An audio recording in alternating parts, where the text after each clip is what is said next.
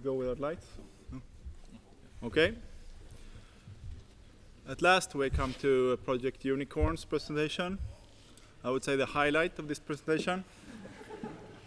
I am Staffan Brickman. I am project manager for this project. Unicorn is a large project with many parts. We are doing a small part. Our part is to develop a robotic agent that can collect garbage at residential houses and then bring them to a central hub. This is the 4th year this project runs, so we have inherited a working platform. Everything we done in this project has started with this product specification, and this is kind of a wall of text, so I've taken the liberty to highlight important keywords. You only see the keywords, maybe? Okay, so point 1 and 3 talks about navigation. 2 and 7 talks about communication using UVB. Point 4 describes the main functionality of the robot. Point 5 tells us that the robot should be able to show its intent. And point 6 tells us everything should be done outdoors. This is the legacy platform that we inherited from last year. And I would like to talk briefly about some features. They implemented a working lift system that can lift the garbage bins. They used a projector for showing intent. And they built this on a Husqvarna Automower. We still use the Husqvarna Automower. And also 6 Arduino cards additionally to the NVIDIA Jetson mainboard. We focused on 2 areas this year. We'd like to take the platform outside, so we had to weatherproof it. This one was not very weatherproof. It had exposed electronics, so we chose and weatherproofing would fulfill 2 of the specifications, and also we implemented a new navigation. And Peter will talk about this. Yes. So my name is Peter. I've been working on the navigation of the Unicorn robot together with a couple of other students here through almost the whole project. We have implemented an algorithm called dipole flow field, which is developed by Lan An, which is a PhD student at Mälardalen University. The idea behind this algorithm is that the robot should move through the world in a magnetic field. Therefore, the robot will treat its path as well as all obstacles as magnetic forces, as I want to illustrate with that picture, if we can see the field over there. Static obstacles will have a repulsive force pointing straight out from the obstacles. Meanwhile, dynamic obstacles will have a larger field pushing the robot out of its way. Our work has been implemented in Robot Operating System, ROS. This environment provides a lot of advantages, but since this algorithm has not been implemented in ROS before, we have decided to take some decisions so the implementation of this algorithm has to not be that tricky. However, it does act like the algorithm says, but the calculations in the process have been modified a little bit. So today, the robot is working like this, as I want to illustrate with this flow scheme here. First, it calculates a path from A to B. This path includes a lot of positions along the way for the robot to act upon.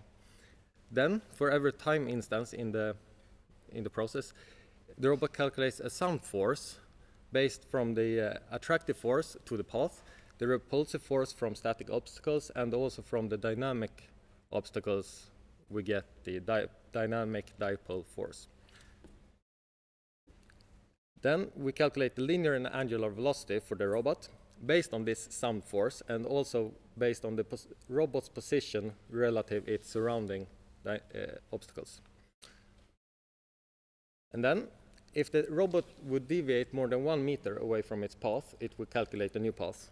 This is to not get the robot stuck in local optimums. Otherwise, it will just keep on calculating this force and velocity for the robot all over again until it reaches its goal. So now Jakob will tell you a little bit about how did this navigation stack get the information about its surrounding dynamic obstacles.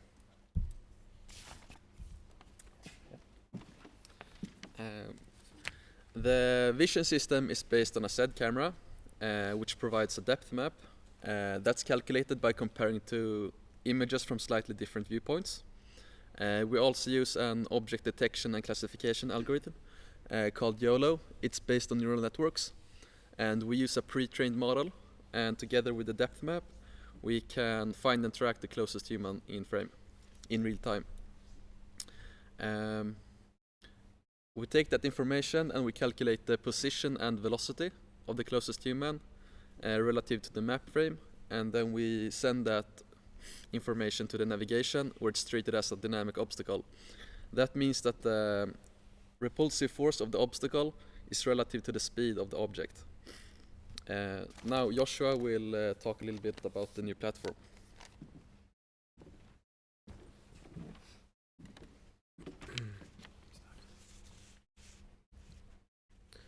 So here is just a before and after picture between the old and the new Unicorn. When it comes to the mechanical part of the Unicorn, we focused on 3 things: weatherproofing, modularity, and intention system.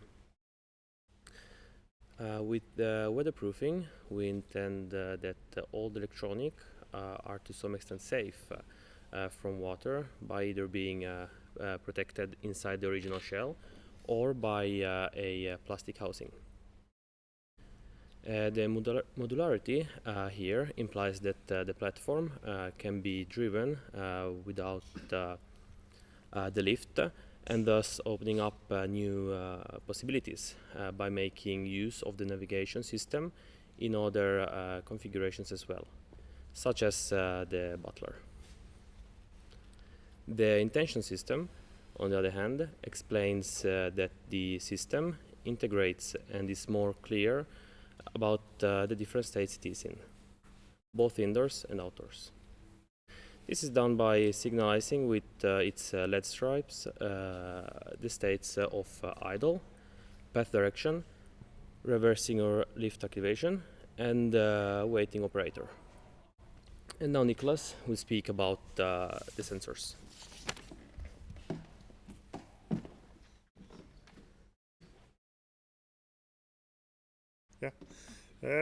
So we had a few sensors on the robot. We had to replace almost every one of them. First we had the LiDAR that we replaced because the old one was not weatherproof. Then we have a few back sensors, 2 ultrasonic sensors and 1 bumper that would detect where the wall or the garbage bin is behind the robot. We switched that to a LiDAR instead. And then we have 4 micro switches on the lift that's also not weatherproof. So we switched them to 4 proximity inductive sensors instead that are weatherproof, so they can be outside. And the UVB we did not switch because it was weatherproof. We switched that because there was a newer platform to work with. So we did not need the Arduino card that's implemented on the old one. And the Z camera we did not change because we encased it in the 3D printed tower and weatherproofed the tower instead. Also we have the intention system, which are the old projector, which we have there actually using. We switched that to the LED stripes that are weatherproof as well. And now Magnus will tell you about our electronics. Hello, my name is Magnus. I will tell you a bit about the internals electronics of the Unicorn. As already stated, the robot is intended to going outdoors, and then that in itself poses a set of new challenges for the robot and the electronics. The old power distribution board that we inherited from the old robot had an output of 15 volts, as stated on the table there. But the new system needed to use about 12 volt and 5. So we had to redesign that, and because of the new changes to that the robot is intended going outdoor, we had to add some isolation of power planes and stuff like that. Also, because the robot is intended going outdoor, we had to electrically isolate all signals from the outside into the robot, because, for example, a cat could rub and it would blow up a CPU and stuff like that. Very expensive hardware. The top shows some of the features of the new power distribution board, and the lower table shows some of the features of the new I/O isolator card. Staffan again. Okay. So this is our last slide. No, this is our last slide. I would like to thank our partners. These partners have been part of the project from the start. And this year we had some very good sponsors, Pepper & Fuchs and Wyrt, who helped us immensely with our development of this new platform. And also, me personally, would like to thank the developing team for doing this very, very hard work. Thank you for your attention.